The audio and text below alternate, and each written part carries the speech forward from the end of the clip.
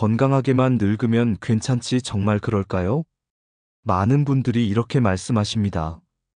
늙는 건 자연스러운 거야. 어디 안 아프면 그걸로 다행이지. 하지만 정말 그럴까요? 제가 40년 동안 수천 명의 노인 환자들을 진료하면서 느낀 진실은 단 하나입니다. 건강하게 늙는 건 그냥 되는 게 아닙니다. 특히 70대 이후 우리는 생각보다 더 빠르게 무너질 수 있는 몸을 가지고 있습니다. 그 이유는 단순합니다.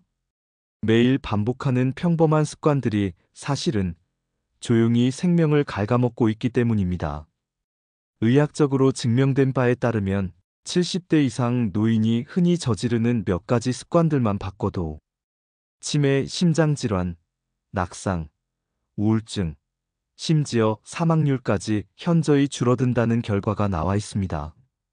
그리고 더 놀라운 건 이 치명적인 습관들 대부분이 당신이 오늘도 아무 생각 없이 반복하고 있을지도 모른다는 것입니다. 오늘 영상에서는 제가 40년간 내과 의사로 일하며 관찰한 70대가 절대 해서는 안 될 최악의 습관 5가지를 의학적 근거와 함께 자세히 알려드릴게요. 잠깐 여러분, 이야기 보시기 전에 여러분의 구독과 좋아요는 저에게 가장 큰 힘이 됩니다. 꾹 눌러주실 거죠? 바로 이야기 시작합니다. 첫 번째, 장시간 앉아있기 조용한 건강 파괴자. 장시간 앉아있는 생활 습관은 노년 건강에 조용히, 그러나 치명적으로 영향을 미칩니다. 하루 중 우리가 앉아 보내는 시간은 식사, TV 시청, 독서, 대기 등 다양한 상황에서 누적되며 생각보다 훨씬 많습니다. 그런데 최근 영국 킹스 칼리지 런던의 연구에 따르면 하루 8시간 이상 앉아있는 노인은 그렇지 않은 노인보다 사망 위험이 52%더 높다고 합니다. 하지만 희망적인 점은 매 30분마다 일어나 25분씩 움직이는 것만으로도 이 위험을 절반 이상 줄일 수 있다는 사실입니다. 앉아있는 동안 우리 몸은 다양한 이상 신호를 보냅니다. 혈액순환이 정체되면서 손발 저림과 고혈압이 발생하고 폐가 눌려 호흡이 불편해지며 쉽게 피로감을 느끼게 됩니다. 또한 복부가 접히면서 장기가 압박되어 소화불량이나 변비로 이어지고 엉덩이 근육은 점점 약화되어 낙상 위험이 커집니다. 이는 단순히 움직이지 않아서 생기는 문제가 아니라 삶의 질을 위협하는 의학적 위험 요인입니다. 실제 대전의 76세 여성 환자는 이유 없이 자주 넘어져 병원을 찾았으나 검사상 특별한 이상은 없었습니다. 그러나 확인 결과 장기간 좌식 생활로 둔근과 하체 근육이 거의 사용되지 않아 균형 유지에 어려움을 겪고 있던 것으로 나타났습니다. 근력 운동과 가벼운 걷기 습관을 시작한 후 지금은 혼자장도 보러 다니실 만큼 회복되었습니다. 작은 실천으로도 큰 변화를 만들 수 있습니다. 일시간마다 5분씩 일어나 움직이거나 전화 통화를 서서 하고 TV 광고 시간마다 스트레칭을 하는 것도 좋은 방법입니다. 의자 대신 짐볼을 활용하거나 리모컨 대신 직접 채널을 돌리는 행동도 활동량을 늘리는 데 도움이 됩니다. 중요한 것은 규칙적으로 반복하는 습관입니다. 지금 이 순간부터라도 의자에서 잠시 벗어나 움직이기 시작한다면 여러분의 건강은 분명히 달라질 것입니다. 조용한 건강 파괴자, 앉아있는 습관부터 바꾸는 것이 노후를 건강하게 살아가는 첫걸음입니다. 두 번째, 수분 섭취 부족 조용한 탈수의 위험. 70대가 되면 우리 몸의 갈증 감지 기능이 둔해지면서 목마름을 잘 느끼지 못하게 됩니다. 이로 인해 많은 어르신들이 자신도 모르게 탈수 상태로 살아가고 있습니다. 하지만 수분 부족은 단순한 갈증을 넘어 전신 건강에 치명적인 영향을 미칩니다.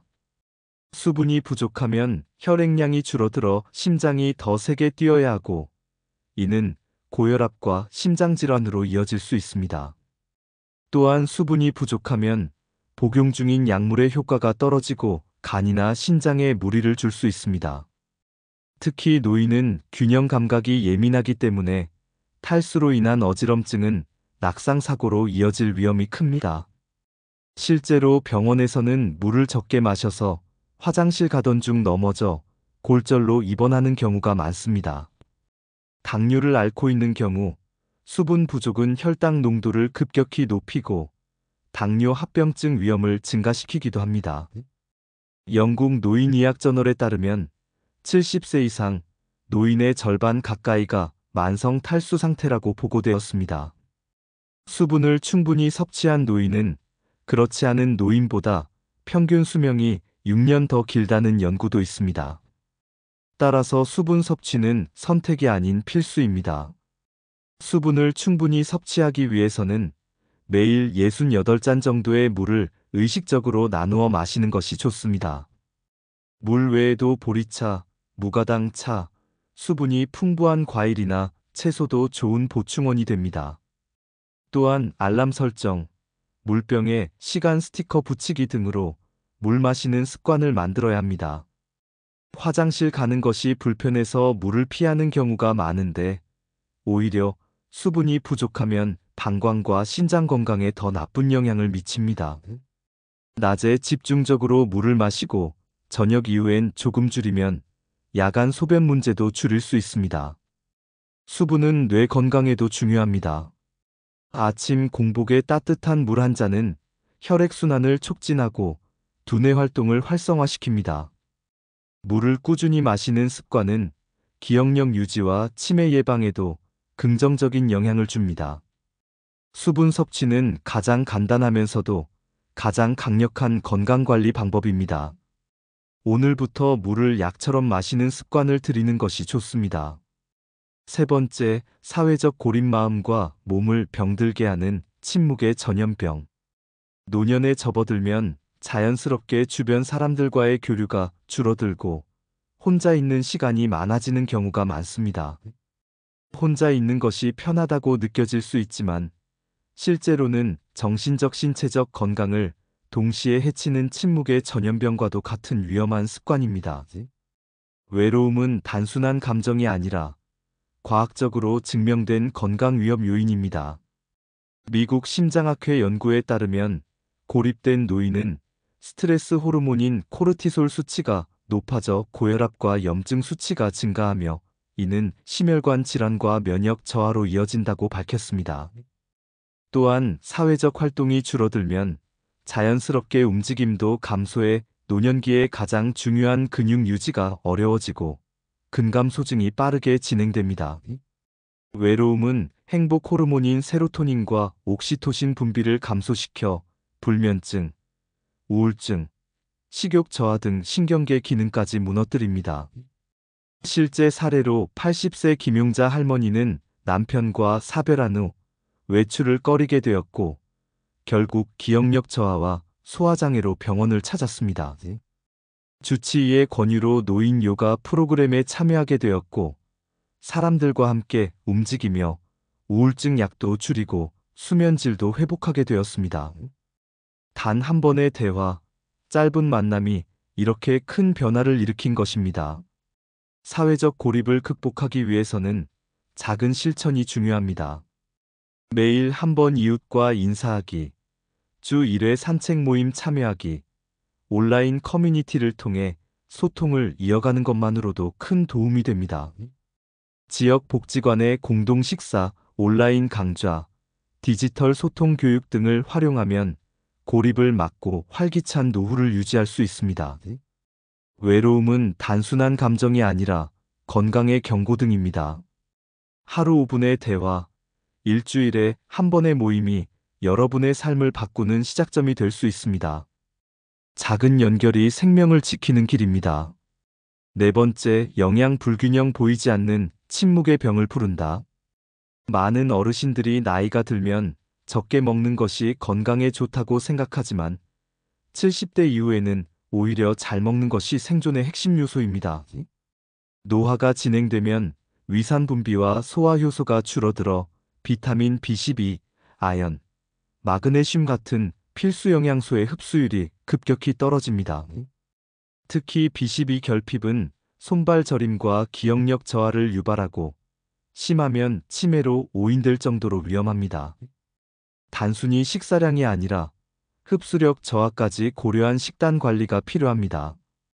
또한 탄수화물 위주의 단순한 식사는 혈당 스파이크를 일으켜 인슐린 저항성을 높이고 당뇨병 위험을 증가시킵니다. 반찬 한두 가지로 끼니를 때우는 식습관은 칼륨, 셀레늄, 철분 등 미세영양소 결핍으로 이어지며 피로감, 면역력 저하, 고혈압 등의 문제를 일으킬 수 있습니다. 식사는 단순히 배를 채우는 것이 아니라 우리 몸의 균형을 맞추는 과정입니다. 혼자 먹는 식사도 문제입니다. 연구에 따르면 독거노인의 영양소 섭취량은 동반 식사자에 비해 평균 35% 낮으며 외로움은 식욕 자체를 감소시켜 영양 불균형을 더욱 심화시킵니다. 식사는 단순한 행위가 아니라 정서적 활동이며 함께 식사하는 것만으로도 건강을 지킬 수 있습니다. 영양 균형을 위한 핵심은 ABC입니다. 애덕어 충분한 단백질, 밸런스트 균형 잡힌 영양소 비율, 컬러펄 다양한 3개의 식재료입니다. 특히 하루 최소 60지 이상의 단백질 섭취가 중요하며 한식 반찬만으로는 부족하기 때문에 의도적으로 계란, 생선, 두부, 콩류를 챙겨 먹어야 합니다. 음식은 약보다 강력한 치료 수단입니다. 먹는 것을 줄이기보다 내 몸에 필요한 영양을 채우는 것이 건강한 노후의 지름길입니다. 지금부터라도 식탁을 바꾸는 것이 건강을 되찾는 첫걸음입니다. 5번째, 목적의식 상실할 일이 없다는 생각이 위험한 이유입니다. 노년기에 접어들면 많은 분들이 이제 할 일도 없고 하루하루 그냥 보내면 되지라고 생각합니다. 하지만 이런 무기력한 일상은 건강에 치명적인 영향을 끼칩니다. 도쿄대 장수노화연구소의 연구에 따르면 목적 없이 살아가는 노인은 5년 내 치매 발병률이 무려 3.1배 높아진다고 밝혔습니다. 이는 단순히 기분 문제를 넘어서 실제 뇌 기능 저하와 직결되는 문제입니다. 목적의식이 없는 생활은 뇌의 전두엽과 해마 활동을 감소시키고 이로 인해 기억력과 사고력이 빠르게 약화됩니다. 동시에 만성염증 수치가 높아지고 낙상 위험과 식사 불균형도 심화되어 신체 건강 전반에 악영향을 미칩니다. WHO는 노인의 자살 주요 원인 중 하나가 삶의 의미 상실이라고 경고합니다. 단지 할 일이 없는 것이 아니라 존재의 이유가 사라졌다고 느끼는 것이 그만큼 위험하다는 뜻입니다. 실제로 80세 이복순 할머니는 큰 병을 앓은 후 삶의 의욕을 잃고 TV와 낮잠으로 시간을 보내던 중 손주의 말 한마디로 과거를 기록하기 시작했습니다.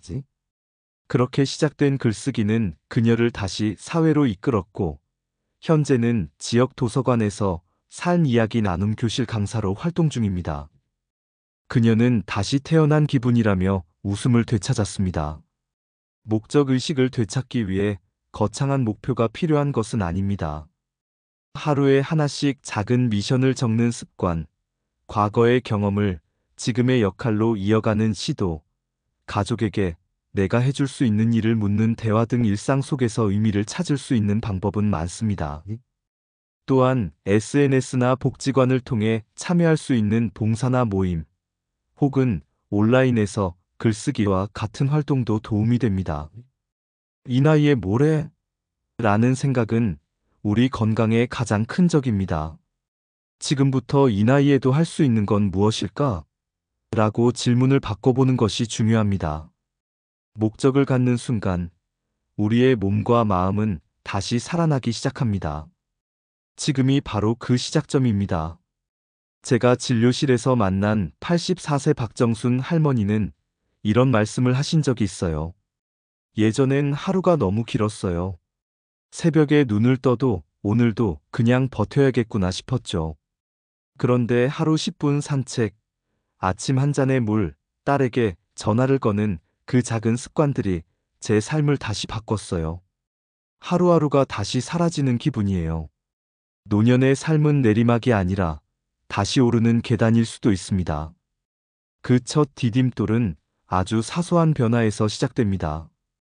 오늘 여러분이 선택하는 한 가지 작은 습관 변화가 내일의 기억을 지키고 몸을 일으키고 마음을 밝혀줄 수 있습니다. 그리고 그 여정을 저희 노후지혜가 함께하겠습니다. 지금 여러분의 두 번째 청춘을 시작해보세요. 준비한 이야기는 여기까지입니다. 오늘의 이야기가 마음에 드셨다면 구독, 좋아요 부탁드립니다. 다음엔 더 좋은 이야기로 여러분을 찾아뵙겠습니다. 시청해주셔서 감사합니다.